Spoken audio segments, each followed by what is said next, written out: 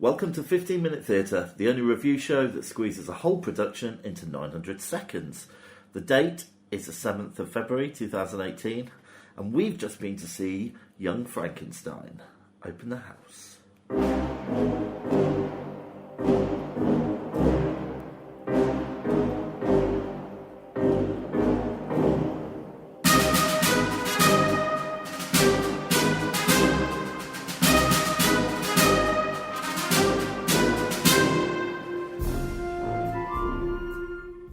Hey Vicky.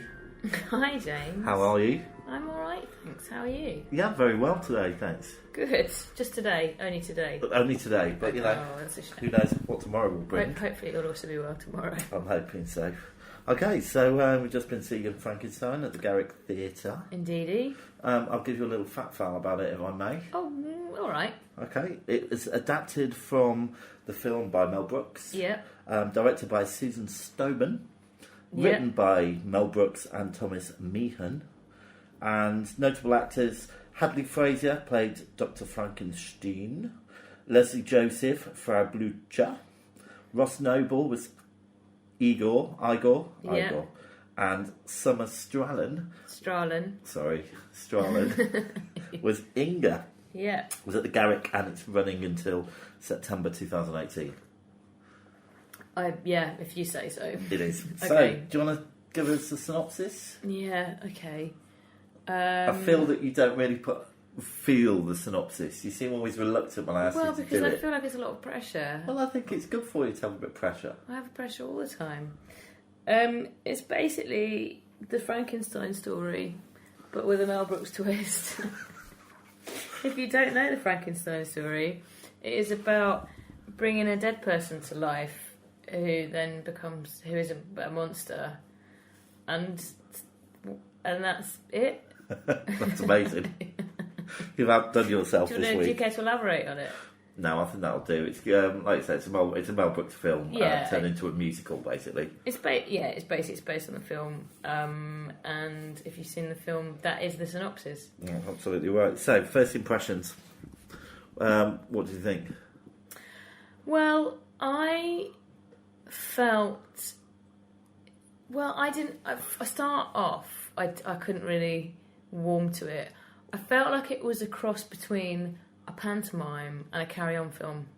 You know, it's all I've been thinking all the way home. Yeah. Panto, carry-on film, very likeable, yeah. But the set was very panto. The performances were better than panto. Yeah, but I warmed to it as it went along. At first I was like, considering that there's been a lot of stuff about feminism recently, it is a very, very unfeminist production.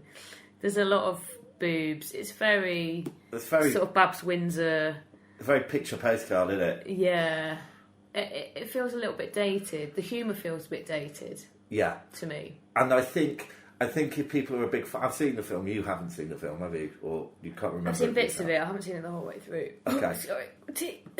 I think if people love the film, then they'll just love this because it's taken all the best bits of the film and expanded on it. If you don't know the film, then I think you're very much in danger of having quite a few dated jokes and predictable humour, all in very good taste. But I always feel it's quite hard for actors taking on a role that Gene Wilder has done as well. Yeah. Because he's such a unique character actor.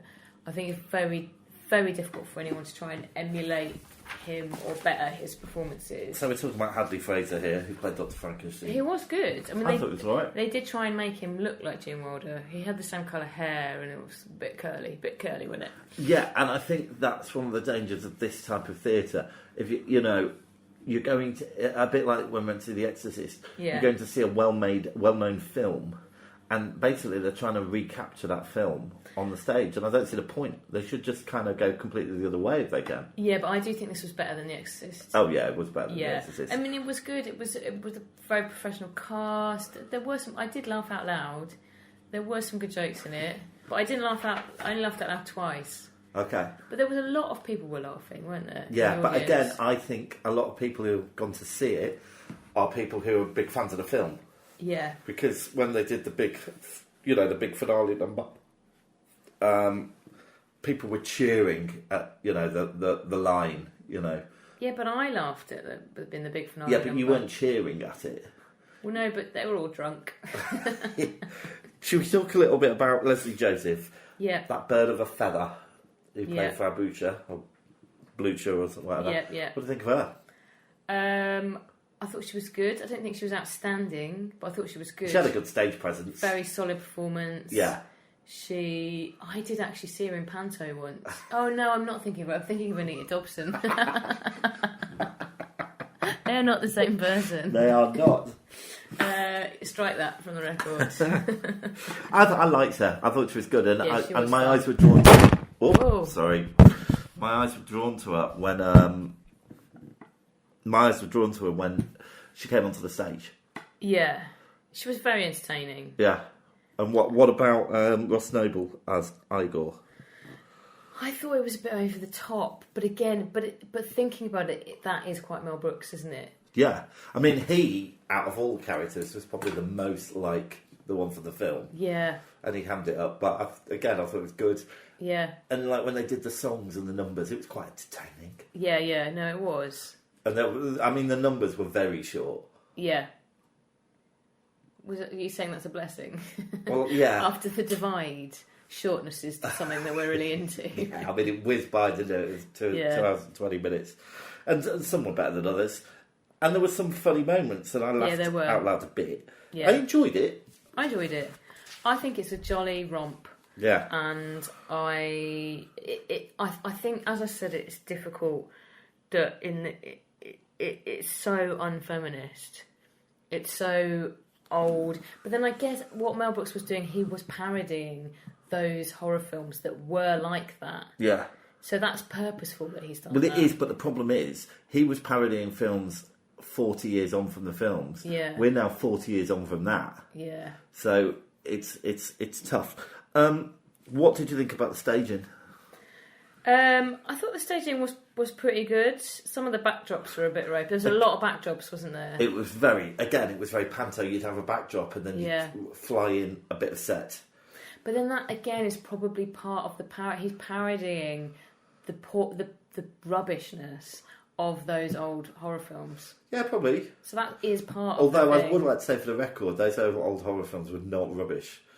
I watched 5 sci-fi black and white films on the weekend. But if you're thinking of like brilliant. Hammer horrors and things like that, the sets were quite clearly made out of plasticine and straws. Yeah, fair enough. They probably didn't have plasticine in those days, but you know what I mean. they were definitely made on Blue Peter. So, any standout moments for you? I liked the Putting on the Ritz song. Putting on the Ritz! Yeah. Is that a spoiler? Not if you've seen the film. Well, yeah, I don't think it's really a spoiler. Yeah. People won't know what I'm talking about. What? That from that line, if they don't know the film, they won't know what I'm talking about. Yeah. I like that. That was the first bit I laughed in. Yeah. There was another bit. When else did I laugh? Do you remember when I laughed? Did you notice? No, you were too engrossed. Riveted. Okay. What were your standout moments? Well, I was quite excited about the creature coming alive because that's always a big moment, but it wasn't really a standout moment. I liked the bit on the hayride when they that was good. Yeah, I thought that was quite nicely done. Yeah. And I did like the big number at the end. Apart from that, it was fun. Look, it's fun. It was like popcorn. It's fun. It's a fun show. Yeah. It's got a good cast. It's got people that I'd heard of in it. Yeah, absolutely. Which is not always a good thing, but I felt like it was strong. It's fun. It's better than The Exorcist. And do you know what? Actually, having people I recognised made that slightly better this time. Because I think having Leslie Joseph and Ross Noble and people kind of carried it for me a little bit. Ross Noble was good, and Leslie Joseph was good. Yeah. All right. Okay. Well, should we take a break and we'll come back into the story? Yeah, let's take a massive break. Let's just sit here for a couple of minutes and then come back. So we're back after our massive break. You all right? Yeah, I'm all right. I'm holding up, thanks. Good stuff. All right, so we got our new feature. Oh, what is this new feature? Right, it's called Creature Comforts, or No, it's still called Creature Comforts. Okay. All right, so you've got to bear with me. All right. All right. A feature in progress. Feature in progress, so we might need a bit of refining. Yeah. But what we're going to kind of do is talk quickly through things about the auditorium. So, ushers. Anyone? Did we have any problems with the ushers? I didn't. They were all quite nice. They were fine. I didn't really. I neither cared for them nor cared not for them. Okay, what about the seats? Right. Width-wise, okay. Legroom-wise, pretty awful. Yeah. We were packed in. I actually felt really claustrophobic. Yeah. So, not happy with the seats. No, I mean, I wasn't uncomfortable, but it was short, so that was all right. They were wide enough. Yeah. And they weren't really uncomfortable seats. It was just purely legroom. Yeah. And I'm only wee. So yeah, it was tiny. And the woman in front kept looking behind her. I'm sure it's because my knees were in her head. Yeah. Nothing I could do about that. Let's go on to the audience. Yeah.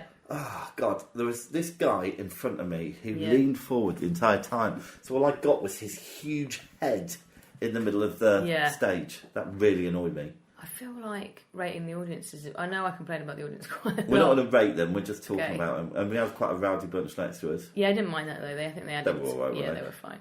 And what do you think of the auditorium itself? Well, from where our seating wasn't very good. We couldn't see a bit of the stage. So that was a bit rubbish. That's because it's about the cheap seats. Yeah.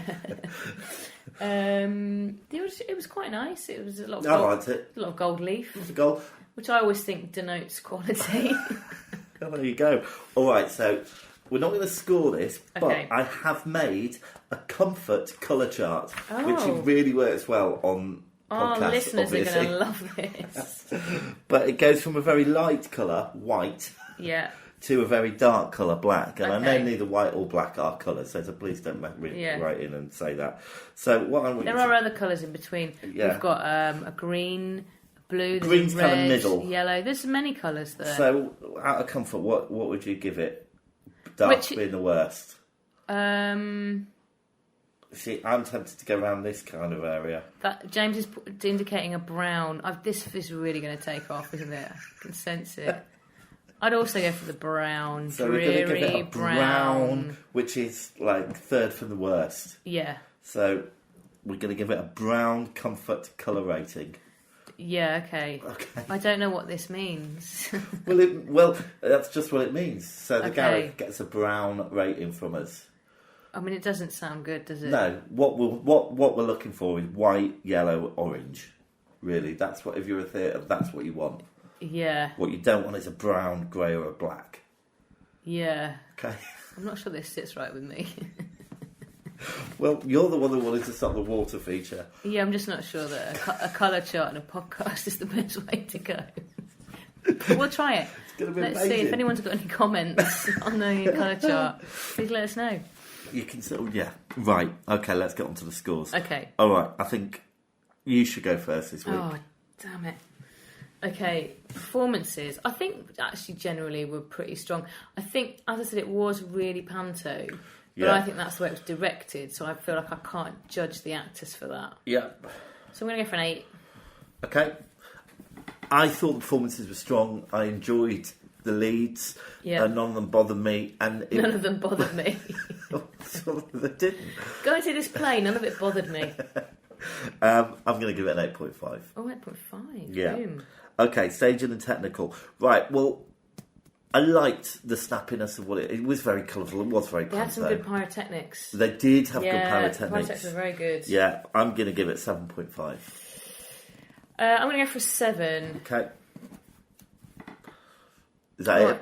Well, the thing is about it is, I mean, I don't think the set was the most amazing, but I think that was part of the plan and the parody. Yeah. So maybe I'm marking it down a little unfairly, but that's what I'm going to give it. Fair enough. It was better than The Divide.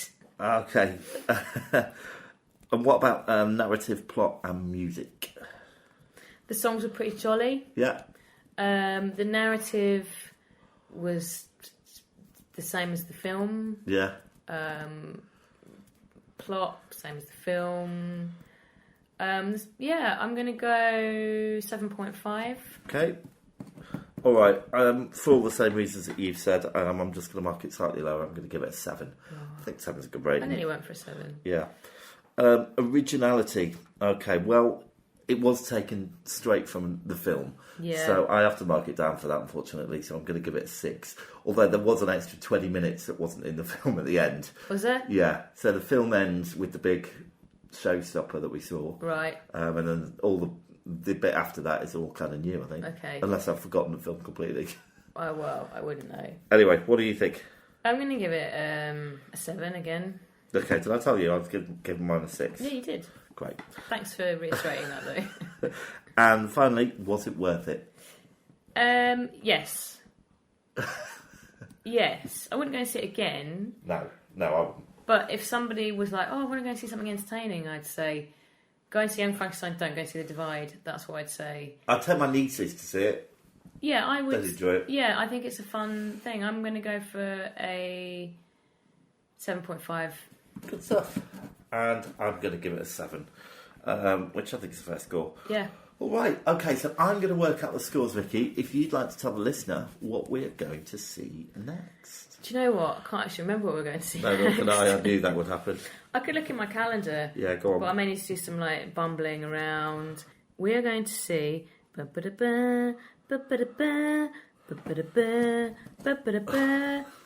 going to see Fanny and Alexander. So we're not going to see anything next week. We're going to see Fanny and Alexander the week after next at the Trendy Old Vic. So that'll be a nice, strong play for us, won't it? Well, hopefully. Yeah, I'm looking forward to that. Yeah, me too. All right, well, thanks for that, Vicky. You're welcome. Sorry it took so long. There was absolutely the right amount of time. Okay, so I've titled up the scores, and I can tell you that it's going to get a star rating of 3.7. That's pretty good, actually. It's not bad. Where does that place it? It places it just below The Exorcist. Oh, and I think it's better than The Exorcist. Well, not by the ratings, you don't. Oh, why did we rate that so highly? It's hardly. I don't think it's very high. It's still it's trailing at the bottom. It puts it above Showstoppers, which is a good show, and slightly below The Exorcist. I think that's pretty fair. I think it should be above the 3 things that were above it. Well, there's nothing we can do about that. I feel like I was a bit harsh. I feel like I'm getting more harsh with my scores, actually. Well, we are going to wipe the scoreboard at Christmas. Next Christmas, 2018. Not the Christmas that's gone. Gosh. No, Christmas 2018. We are, that's the year we're in. So it'll be white, but until then, okay. It means that the Ferryman continues to be way up at the top. Well, it was excellent. So there we go. Okay, good work. Did you hear that? What? You heard it. Oh, yes, I did. Yeah, it's a theatre. Belvic. Do you know what it means we're out of time? Oh, dear. So, the curtain's down, the theatre's dark, and that was 15-minute theatre. Good night. Good night. If you're blue and you don't know where to go to, why don't you go where fashion sits? Different types who wear a day coat, pants with stripes, or cutaway coat, perfect fits. Dressed up like $1 million trooper, trying mighty hard to look like Gary Cooper. Come, let's mix where Rockefellers walk with sticks or umbrellas in their midst.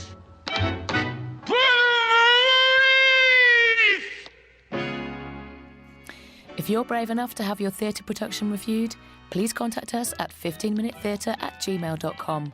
Find us on Twitter, and please rate and review us on iTunes. Thanks for listening.